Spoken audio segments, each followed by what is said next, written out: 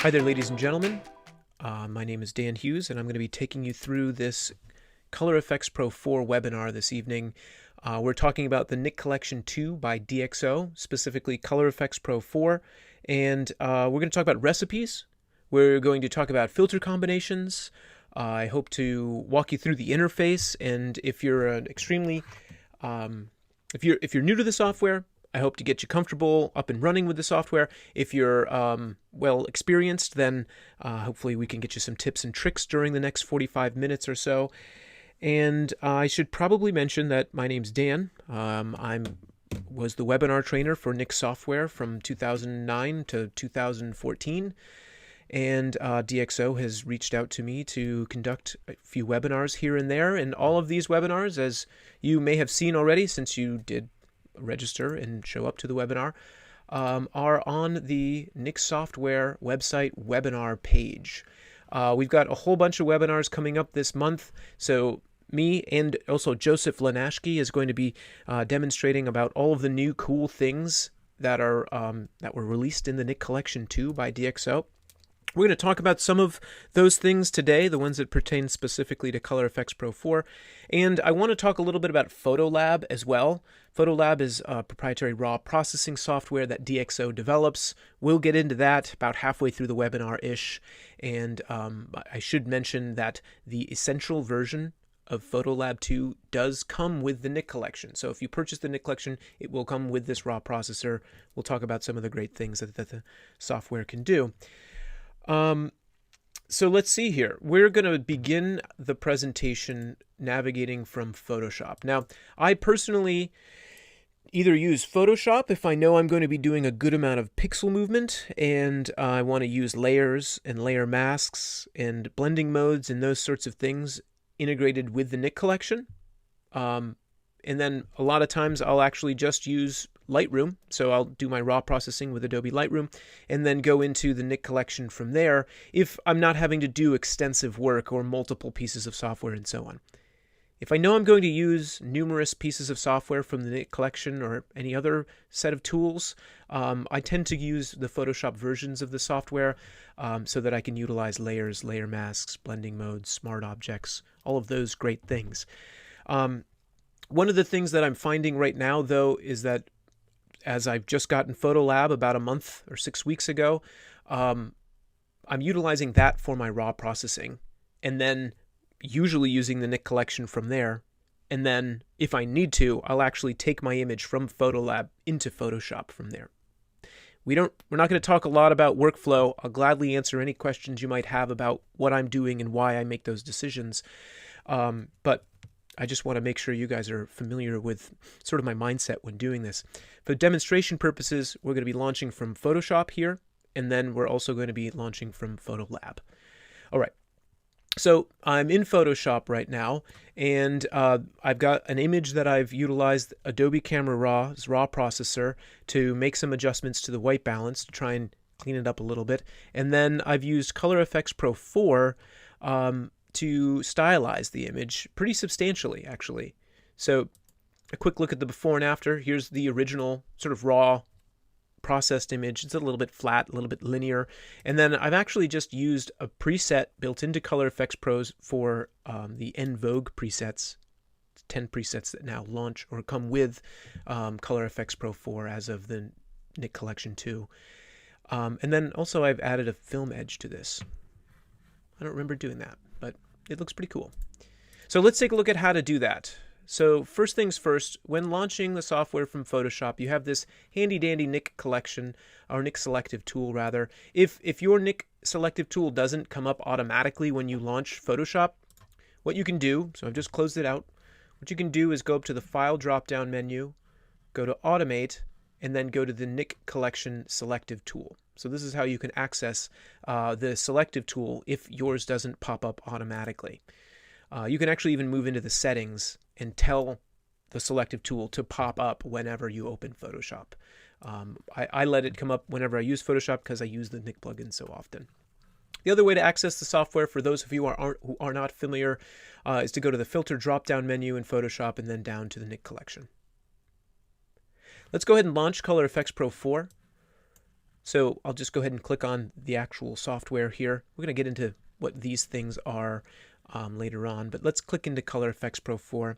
I want to give you a quick run through of the interface, and then talk about the presets, talk about all the cool things that you can be doing when using the Nik software or Color Efex Pro 4's recipes and 55 individual filters. In fact, just to kind of cover this, for anyone who's not familiar with Color Efex Pro 4, there's 55 different filters built into the software for thousands of different effects. I'll show you some of those different effects and how you can start to combine these different filters together to create different aesthetics for your photography. So right now we've opened into the sort of standard Color Efex Pro 4 interface, and on the left side we have our filter set. And what's been happening as I open the Nik Collection recently is that the recipes, so if you follow my cursor into the lower left corner, the recipes actually launch automatically, and the en vogue recipes specifically will come up. These are 10 recipes I actually had the opportunity to design for DxO's Nik software, and I had a lot of fun doing that.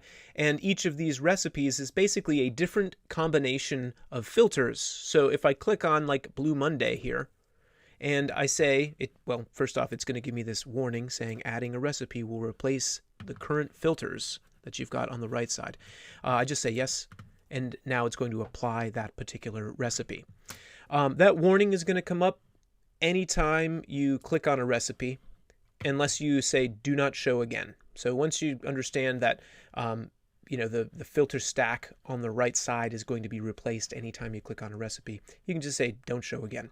I don't do that for this computer because I present from this computer and I have to be able to explain exactly what's happening.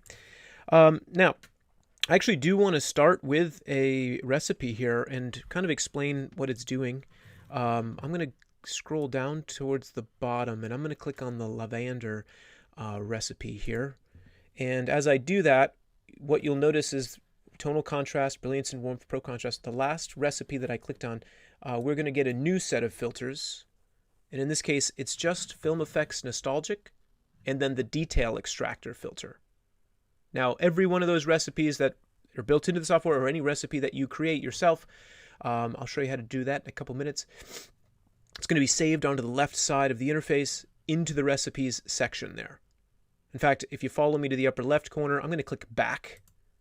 And as I go back, I actually have 41 recipes in my software. 21 of them are custom ones that I have created. 10 of them are sample recipes that come with the software and have come with Color Efex Pro 4 since it was released. And then also the en vogue recipes, those new ones, are going to show up there in the recipes dialog. You can import your own.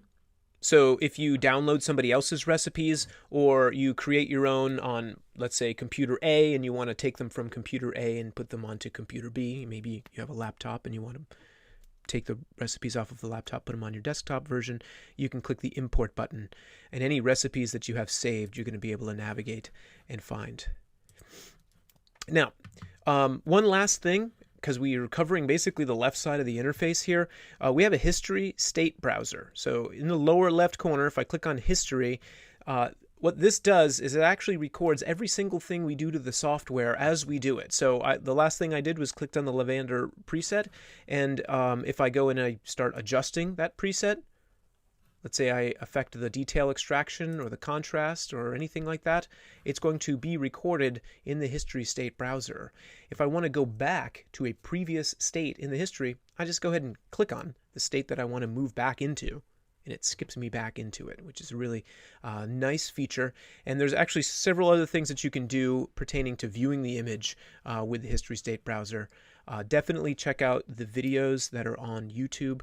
You can actually just search. If you go to YouTube in the Nik Collection page, you can actually search for all of these kinds of videos and see some cool stuff. Learn about recipes and history browsers and so on and so forth. Okay, so to finish the top part of the interface here, so just to kind of cover these tools for anyone not familiar, right now we're in the single image view. And if I click and hold the compare button, it shows me the before, or our original image as we brought it into Color Efex Pro 4. And as I let go of the compare button, you see the after. The next preview option that you have is the split preview. So if I click on the split preview, it cuts the image down the middle by default. You get that little red line. You can actually click on it and drag it back and forth. This is a really great way to compare different portions of the image and see exactly what's happening kind of in real time throughout maybe a detailed area of the image instead of just using the single image view and comparing the whole thing.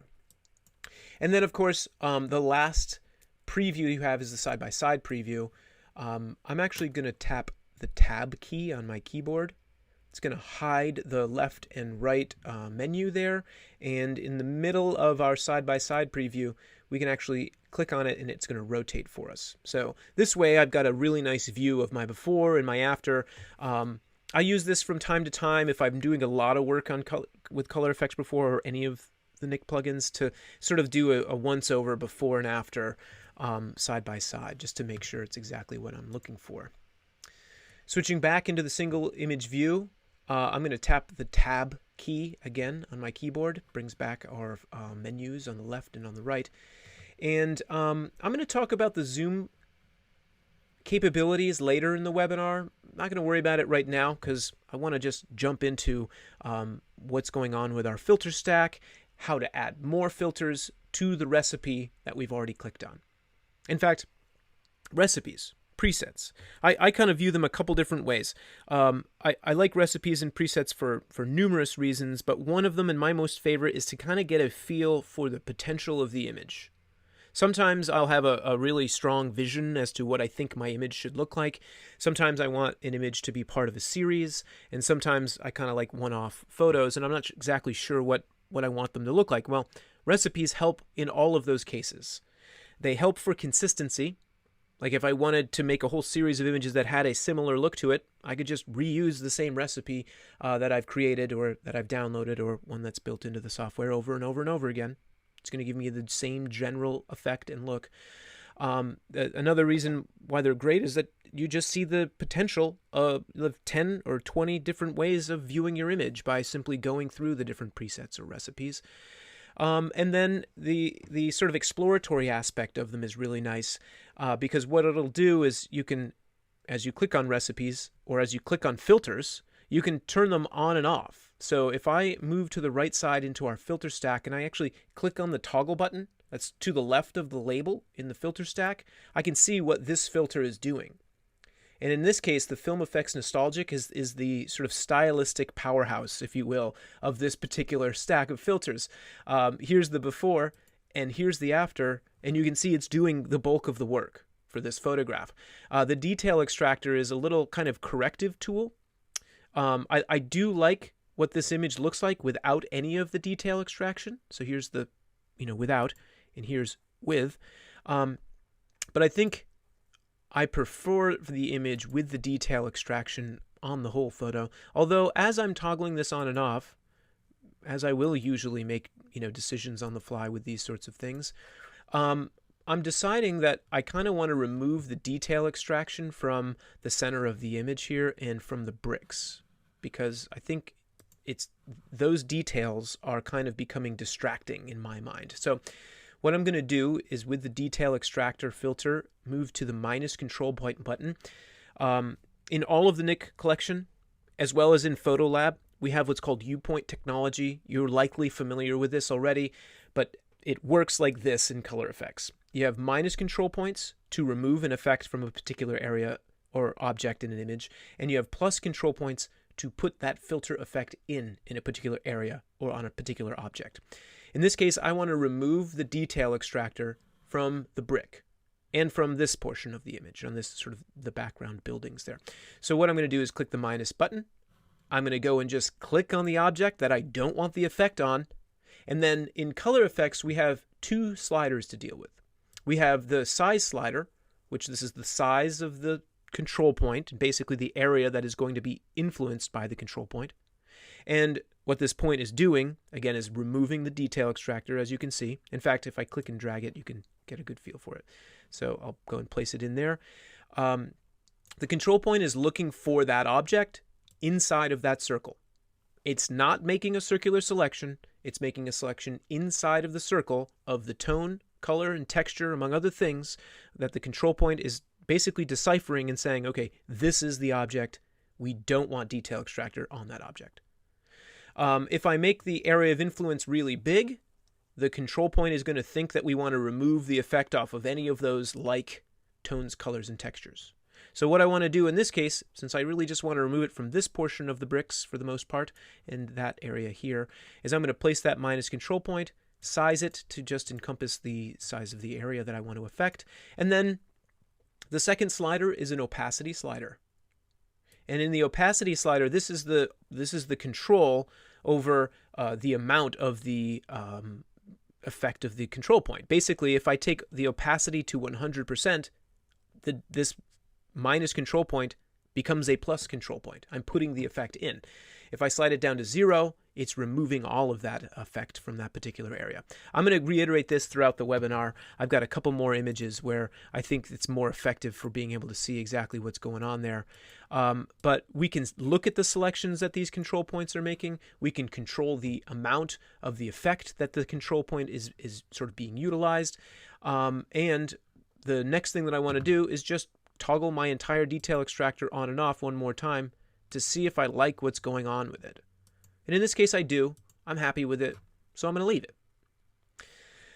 So from there, I'm going to actually click the Add Filter button, and I'm going to add one more filter. And funny enough, I'm actually going to add the Detail Extractor filter again. It's one of my favorite filters. It's a really great corrective tool. It can also be used for stylistic effect. And in this case, I know I've got some decent detail in the clouds up here, but there isn't a lot of contrast in the clouds, and I want to bring that out. So I'm going to go over to the filter list on the left side of the interface, and I'm going to click on the Detail Extractor one more time. And as soon as I click on that filter, it's going to be applied to the entire image. I only want the effect in the clouds up here in the top. So what I'm going to do is click the plus control point this time. And watch what happens. In fact, I'm going to take my detail extraction slider up. It's going to be garish and way too strong of an effect for this image at 71% with that slider. We'll talk about what those sliders are doing in a second. But I'm going to take the plus control point button, and I'm going to go ahead and place the plus control point in the sky. And now what's happening is I'm telling this software that I only want the effect of the detail extractor filter, this particular application of it, in the sky. So if we look at the before and after, the before and the after, I think the effect is probably still too strong. We need to kind of massage that a little bit. But what's happening is now we're only applying the detail extraction in the sky, and so now we're able to bring out that texture that's in the clouds. We're able to bring them out just a little bit. So from there, what I'm going to do is go and decide on the adjustments from the detail extraction slider and the contrast slider. Basically the tools palette that's on the right side with this particular filter. And I don't necessarily need to add any saturation in the sky, although we could with this particular filter. I think if I wanted to really control the color just in the clouds there, I'd probably add a different filter that would give me different kinds of controls over color. So I'm going to take that saturation slider to 0. By just clicking on the percentage, I can just tap 0 on my keyboard. It brings that down to 0%. Let's see what's happening with the before and after. There's the original. There's the enhanced. I think I'm affecting some other sections of the image that maybe we don't want to. So let's take a look at how to control these control points. So I click on the word control points on the right side of the interface, and then it opens up a list of control points. We only have one control point on the image, so only one is listed. But if I had a whole bunch, we're going to get more and more listed out there. I don't need these, so I'm going to go ahead and click on this control point, tap the delete key in my keyboard to get rid of it, and it's gone. So let's look at the selection that this control point's making. I want to, I'm in the control point list. I'm going to go ahead and click on the little checkbox that's to the right of the control point. And what's happening now is that we're able to see what is being affected by that control point in the filter specifically, and what isn't. The stuff that's white on screen is being affected by this detail extractor. Anything that's black on screen has none of the filtered effect. And what these control points do is it makes a really sort of clean photographic looking selection, right? And so what's wonderful about this is that I don't have to worry about sort of really detailed masking myself. I don't have to paint things in or out or worry about making complex selections and so on. It just does it for me. And you can see it does a really good job around the edges of these buildings here because there's a good amount of contrast between the edge of the building and the actual sky. I do want to remove the effect from these buildings, though. I just want the effect from this detail extraction in the sky itself. And maybe even in some of the reflections of the window. But what we'll do is we'll kind of assess that visually instead of trying to, perfect the selection this way. What we'll do is we'll end up just sort of turning this off, toggling the effect on and off, and we'll be able to hone exactly what's happening. Again, what I'm doing is just dropping minus control points on the areas where I don't want the effect, and you can actually see the removal of the effect based upon where we place these control points, right? It's a really interesting tool. It's a really great feature, and it makes it so easy to be able to control all of these different aspects of the image. And right now, we're just dealing with the detail extraction. We can do this with every single filter. And just in terms of workflow, I don't find myself using this feature on every single photograph. Where I find myself using this sort of mask viewing, and here's how you turn it off, by the way. Just click on this little button on the right side. I only find myself using this feature if I turn the filter on and off and I can see that it's affecting areas where I don't want it. I'll go and look at the selection and kind of start to refine it really nicely.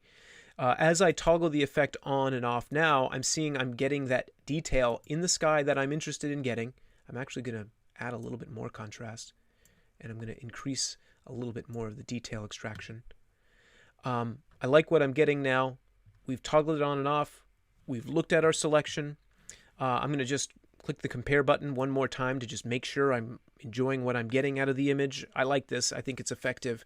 The last thing that I'm going to do, because the image had this when we opened it up, is add one more filter, the image border filter. So I'm going to click the add filter button, and I'm going to add the image border filter. Now, this filter kind of emulates image borders, right? And I relate it to going into the darkroom and printing an entire full frame. Let's say in this case it's a 4x5 crop, so it's not exactly right here, but basically the full frame image. If I were to take the film holder, I'm sorry, I've forgotten the term, of course, during the demonstration, that would go in the enlarger, file out the edge, it's going to give me a nice black border around the edge a little bit. Now, this particular filter, it has a whole bunch of these different kinds of effects. So clicking into the drop-down menu here is going to allow me to see these different effects.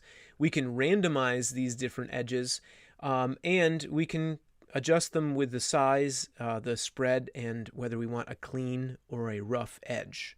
So definitely an interesting effect. Like, let's say we like type number 12. Just to show you this filter, I'm going to click on type number 12. I'm going to adjust the size so I don't encroach so far into the image. I'm going to go ahead and decrease the spread. So, by the way, the size is how far into the image the effect is going to encroach. So in this case, it's kind of cropping into the photo.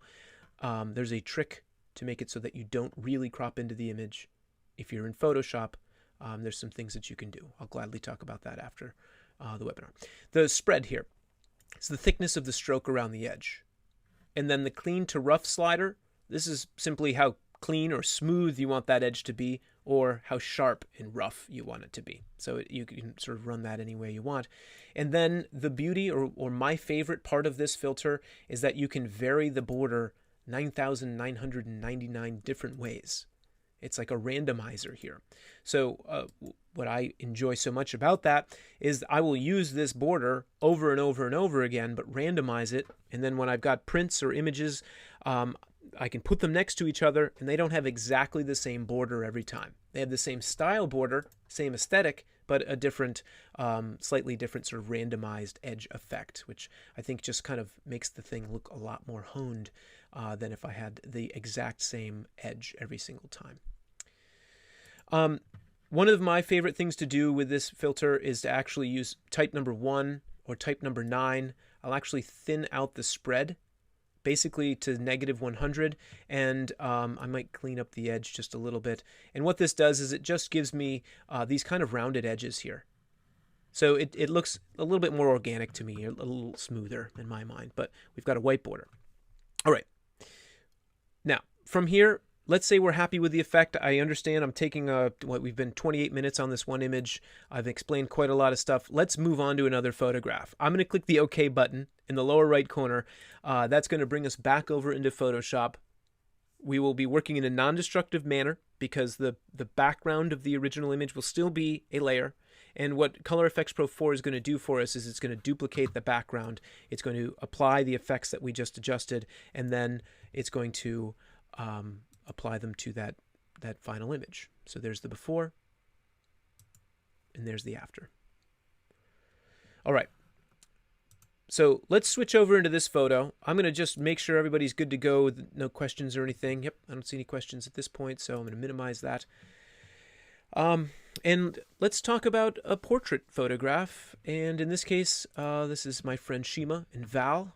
I got married a couple years ago, and I've got this lovely photograph of them holding hands. It's kind of a static photograph. There isn't a whole lot of movement. I kind of enjoy their sort of central location with these leading lines moving in. But, and the light's beautiful, but the whole thing's a little bit flat, and I think it needs some oomph, if you will. So what we're going to do is something more like this. So it's a series of filters from Color Efex Pro 4 that's going to kind of give us a little bit more direction towards Shima and Val, direct our eye a little bit, and let's take a look at how to do that. Now, actually, as we do this, we're in Photoshop, we're in the Nik Selective tool. Right now I have my filters, my favorite filters, sort of ready to go here. These are some of my favorite filters. And I use Pro Contrast all of the time. I use Detail Extractor all of the time, and Cross Processing all of the time. Maybe not so much foliage. So I'll show you how to add and subtract these filters from the favorites list. First of all, I'm going to go ahead and click directly into the Pro Contrast filter. Color Efex Pro 4 is going to launch. And this time, the first filter, or the only filter that you're going to see in the stack on the right side, is going to be that Pro Contrast filter. So the benefit of favoriting your filters, or one of the benefits of favoriting your filters here in the Color Efex Pro 4 software, using from Photoshop specifically, I can open directly into that filter. It just saves me a few seconds, and I don't have to move into the filter list and go find Pro Contrast. I know I'm going to be using it. Now, the way to favorite and unfavorite a filter, if you move over to the left-hand side of the interface, my foliage filter is favorited. I know that because there's a little gold star to the left of the label. If I don't want it in my favorites list anymore, I can click on that little gold star. It's no longer highlighted. It's no longer in there. I do use things like infrared film. I do use brilliance and warmth, dark and light and center. So I would actually go and click on all of the stars of the filters that I'm using most of the time, and it's going to show up in my favorites list, which is both in the Nik Selective tool, and that's also in the favorites list for your presets or your recipes here in the upper left corner. Sorry, it's neither of those things. It's the filters list. I can click on favorites, and then I just have all of my favorite filters. And the beauty of operating this way is I can just sort of streamline my workflow. If I don't use all 55 filters, I don't need to see all 55 filters. So if I'm only using 5 or 10, you can favorite those and put them into that section. Now, I will say, be careful if you're using those favorite filters. You know, there are so many things that you can do with all of these filters. I do find myself using most of them, most of my favorite filters, most of the time. And let's say I don't use the ink filter that often, but the ink filter does have an interesting effect. And the beauty of all of these tools is that they're malleable and adjustable. So let's say I like this effect, but it's too strong. I can just go and bring that down. So now I have a little bit of this nice warming effect with the ink filter. Definitely interesting. What you'll find with these filters, as I go back to the Pro Contrast filter, is the stylistic filters are oftentimes a really stylized version of your image. And you don't have to leave that initial default settings on, and you don't have to transform the image as I don't know, as strong or as much as the default setting does, but it is good that, let's say, the Film Effects Nostalgic filter does this. It shows you what the idea is, and then you can move into the tool set on the right side and kind of go in and make that your own and really control it the way you want it to. I don't want them to be glowing pink right now, so I'm not going to use this filter in this case. Let's talk about Pro Contrast. It's one of my favorite filters. It's an exceedingly powerful filter. It allows us to correct any color cast sort of automatically, and it allows us to correct the contrast in a really beautiful, subtle, and simple way. Although, if you want, you can really turn it on if you want like a really high contrast version of your image. I'm just going to bump this up about 30%. The correct contrast slider is going to kind of optimize the image for us. Dynamic contrast is a proprietary algorithm. It's specific to Color Efex Pro 4, and what this does is it's a contrast adjustment, but it is a dynamic one in so much as it adjusts the highlights, the midtones, and the shadows in a different way depending upon the photograph. So it sort of assesses the image and allows us to control the photograph and the contrast in the photograph based upon this particular image. So just this one filter, it's a really beautiful corrective tool. There's the beauty, or there's the before. There's the after. I like the pop that we're getting out of this. I'm going to click the Add Filter button. We're going to add Detail Extractor. She's in a wedding dress. There's a lot of detail in her dress. I want to bring out a little bit more detail. This is a brilliant filter for bringing out texture and details in things like wedding dresses or whitewater or bright highlights or dark shadows. I only want the effect in her dress though, so I'm going to take a plus control point, place it in her dress. We're going to look at the before and after, make sure it's doing exactly what we want it to do. I like what's happening there. I'm also going to go back into Pro Contrast and see if I can remove the Pro Contrast filter just from up here because I was blowing out some detail in her dress. So let me rephrase or say that again. I was in Detail Extractor. We added the detail extraction into her dress, but I noticed that the adjustment that I made with the Pro Contrast filter was too strong at that point. So I clicked into the Pro Contrast filter, and then I can add control points, and we can adjust. So as you go throughout your filter stack and your workflow, you can actually go back and forth between the different filters in your filter stack very quickly and easily. So I'm all done with both Pro Contrast and the Detail Extractor filter. From there, I want to warm their skin up quite a bit, and I'm going to warm up the entire image. There's a series of filters that are actually pretty good at doing that. I'm going to go ahead and just use the Skylight filter in this case.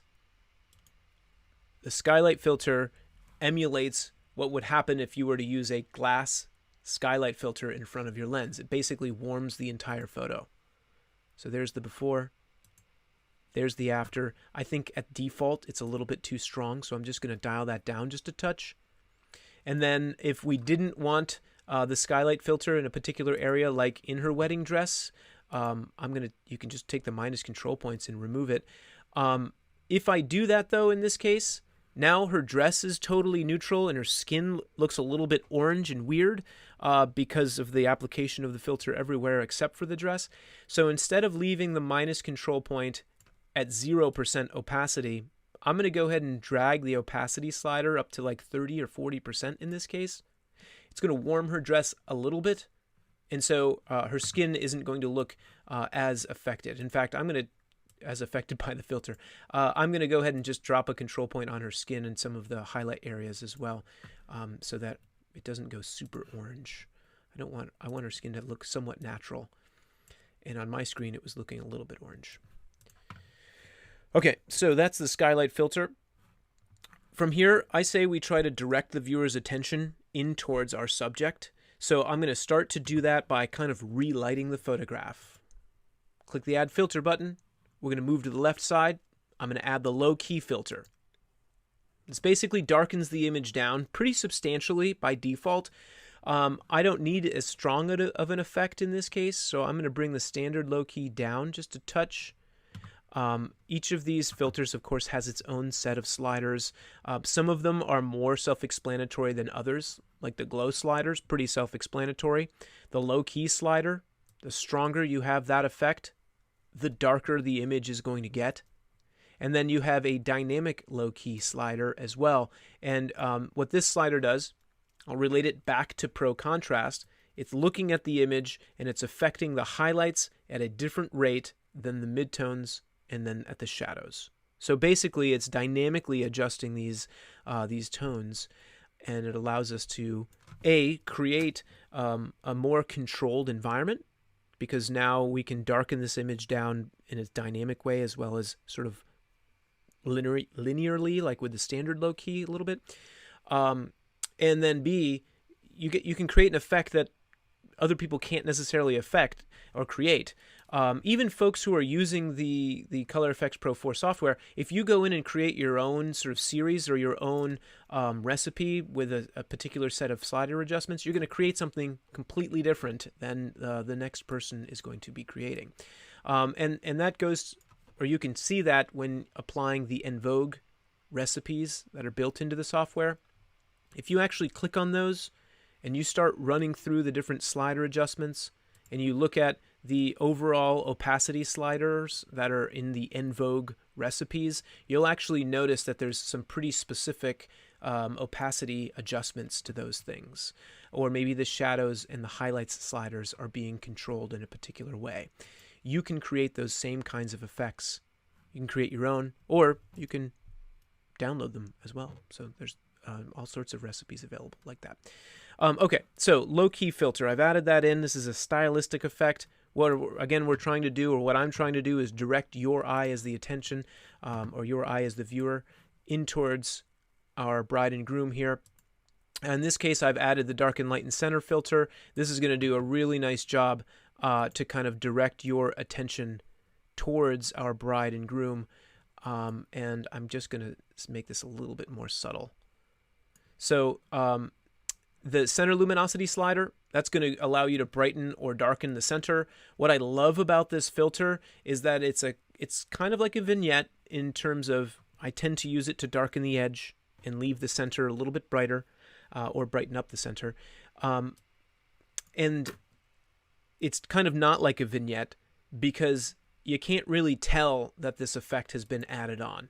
It just does a really nice job to kind of relight the photograph in a relatively natural looking way. In fact, if we look at the before and after now, so I'm going to hit the tab key on my keyboard. I'm going to get rid of those tools. On the left, we have the original image. And I'll admit, it's a relatively subtle set of adjustments, but you can see a difference. We're directing the viewer's attention. We've created an image that has a lot more depth to it using the darken, lighten, center as well as the low key filter. And then we're warming up the skin in the overall image in total using this filter stack. Let's say we like what we've done here and we want to save the recipe. What you would do is click Save Recipe on the right side, and then you can name the recipe. But wait, let me show you that, and then I want to show you an advanced trick, because let's say you shot 5 of these images and they're pretty similar, and you want the control points that you've used to be duplicated from one recipe from one image to the next. I'll show you a trick for that. Right now, if I just click the Save Recipe button, and then I name this, I'm going to say Shima and Val Test 1, and click OK, that's going to save into the custom recipes. So let me move into the Shima and Val Test 1 recipe. There it is. It's saved. I'm happy about that. The thing is that is not going to save control points, because the software is expecting that we probably want to use this recipe on a whole bunch of different photographs. And different photographs are going to have different compositions, and therefore we're going to want to have control points in different areas. If you do have an image where you want to save control points, let's say like the Pro Contrast filter is applied and we've removed it from her dress and his shirt, and Detail Extractor is being applied only to her dress. Let's say we want to use that and use these control points. If I hold the Shift key down on my keyboard and then I click Save Recipe, that's actually going to save the Shima and Val test recipe again as I type that in. Shima and Val test. I'm going to say with control points. Click the OK button. And because I held the Shift button down when I clicked the Save Recipe button, now those control points are going to be saved. So just to show you that, if I click on Super Punch, this different recipe, it's going to replace all of my filters and all of the work that I've done, right? And we get that effect. If I click on Shima and Val Test 1, and I replace the filter stack, we're going to get that back, the filter stack. But now when I click on Detail Extractor, my control points are gone, right? My Pro Contrast, my control points are gone. We want this to happen because recipes you're generally going to be applying to different kinds of photographs. In the case where you want to save control points, I would make sure to label the title of the recipe with control points. But now if I just click on that recipe and say yes, now as I move into Pro Contrast or Detail Extractor, any of the control points that were saved are going to show up there. So that's a nice kind of advanced trick for recipes. I'm going to click this OK button in the lower right corner, and that's going to apply the effect. I'm realizing that I've come up on basically 43 minutes of demonstrating, and I've only used 2 images. I have a couple more photos left. So we're going to take a look at least one more, and I want to show you another trick using recipes, and that's how you can actually apply more than one recipe on a single image. To do that, though, I want to jump over into Photolab, and I want to just show you how to launch the software from Photolab. So Photolab 2 is DxO's proprietary raw processing software. The essential version actually comes with the Nik Collection 2. This is a really powerful raw processor, and I find myself using it more and more. I used it initially when I found out that the Nik Collection was purchased by DxO a couple years back. I got excited because they were going to be implementing control points into a raw processor. And this is absolutely incredible. In fact, I'll just show you that really quickly. Let's jump into a different photo. I'm going to open this image into Color Efex in just a minute. But just very quickly, because I definitely need to show you this, because you can actually adjust light and color and sharpness and blur using control points in DxO's raw processor. Photolab 2. I've clicked on our image here. I'm going to click into local adjustments. And the beauty of this is that I'm working in a parametric image editor. I can always go back and re-edit the image. And this is really beautiful and really wonderful because my control points get saved and I can go in and adjust them. In fact, this control point was already placed on the image, right? And this control point, from the last time I adjusted this photograph, had an exposure adjustment, contrast, micro contrast, a little clear view, and then some highlight adjustment. Each control point in Photolab has these kinds of controls, your luminosity and brightness adjustments, has color adjustments, has sharpness adjustments, and so on. I'm going to add just one control point, kind of show you what it can do. Oops, I need to actually click New Mask, and then I add a new control point onto our object. And what this does is it allows me to selectively control light and color, right? And so this is to the nth degree. I now am happy because I can go in and adjust the vibrancy and the saturation on this photograph in a non-destructive way, and I can go back and re-edit as I see fit with these raw files. It's really beautiful. I just wanted to show you that aspect because control points, U-point technology, has been integrated into this raw processor. Let me go over into this last image before we sort of transition into a short Q&A here. And this is a photograph that was shot with an iPhone. It's nicely done. I think it's actually a little bit complex. The lines kind of direct us towards the model here, towards the subject, and so I'm generally happy about that. But I want to sort of hone the image a little bit and direct your attention some more. So we're in Photolab. we're going to launch into Color Efex Pro 4. We're going to take a look at this image and a couple more examples of recipes and filters as well. So in the lower right corner of the Customize portion of Photolab 2, I'm able to click on Nik Collection. It launches this nice little plugin selector, and in alphabetical order, our plugins are listed. I'll click on Color Efex Pro 4, and what's going to happen is Lightroom, or sorry, let me minimize that. Photolab is going to duplicate this image and open into Color Efex Pro 4. So it has showed up behind my interface for some reason. And what we're going to do is start with the contrast in black and white recipe. So I'm going to click yes. It replaces that recipe that we were just dealing with. This is the black and white, or contrast in black and white recipe. There's my 45-minute timer.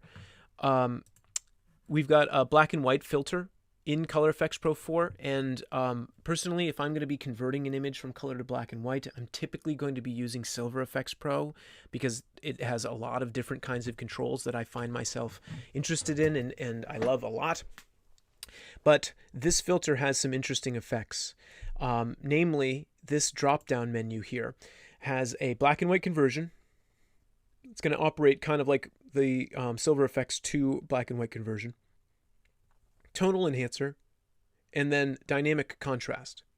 And these are just different ways of Color Efex Pro 4 converting our color image to black and white.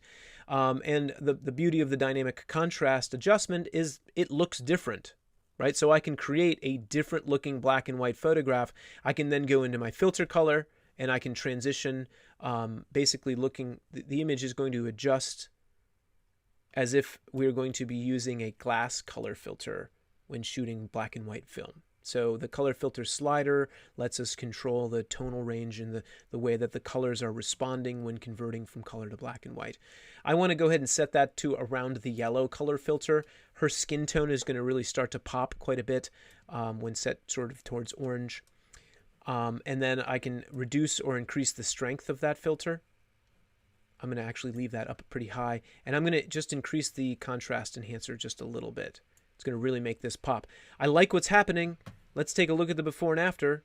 So the original image, I am kind of directed towards the subject because the human eye is going to be attracted to the highest contrast, most saturated areas, as well as probably first the human face, right, when viewing an image. But it's because there's so much color and it's such a complex image, I'm interested in converting it from color to black and white. And then the last thing that I want to do in this particular filter stack is add the dark and light and center filter. Again, it's kind of like a sleight of eye trick, and so I can darken down the edge just a touch and brighten up our subject just a little bit. If I've got too much contrast, we can go back into our different contrast controls and start to reduce that. But the dark and light and center filter is really directing the viewer's attention towards our subject, and there's still a good amount of movement around the photograph. Now, the last thing that I want to show you before we transition into a Q&A is how to keep this filter stack and then apply another recipe on top. And what that basically means is we can use kind of two recipes at one time. So let me know if this translates or not. So I have my filter stack. If I, whether or not click add filter button, I don't think that actually matters, but I click the add filter button, I'm going to move into recipes. And if I hold the shift button down and I hold or add red rocks, what's going to happen is we're going to keep our original filter stack, and then we're going to add whatever the filter stack is from that particular recipe. So now we're applying two filter stacks, right? And I guess to drive this home, if I were to delete all of these filters, I'm going to do that one by one just by clicking the little X button that's to the very right of each one of these filters. Just to delete each one really quickly. We're going to have the original image, right? I'm going to add two of these recipes right on top of each other. So I'm going to add Blue Monday by clicking on it. I'm going to say yes, that's what I want. And then I'm going to hold the shift button down, and I'm going to add the, I don't know, soft mute recipe, and we're going to add from photo stylizer, cross processing, and contrast only. We're going to add whatever that soft mute filter is going to do. So we've got duplex, classical soft focus, and an infrared film recipe. And that's just another advanced trick when using Color Efex Pro 4's recipes. So you can combine these different kinds of things together. That shift button is very helpful with recipes. You can save control points with it. So I hold shift, click the Save Recipe button on any filter stack that has those control points, or you can just continuously add more and more recipes together by holding that Shift button down. All right, ladies and gentlemen. So for the sake of time, because I could sit here and talk about Color Efex Pro 4 for hours and hours and hours, I'm going to go ahead and cut this one off for this demonstration, and we'll transition into a quick Q&A. So thank you very much for joining, and have a great night.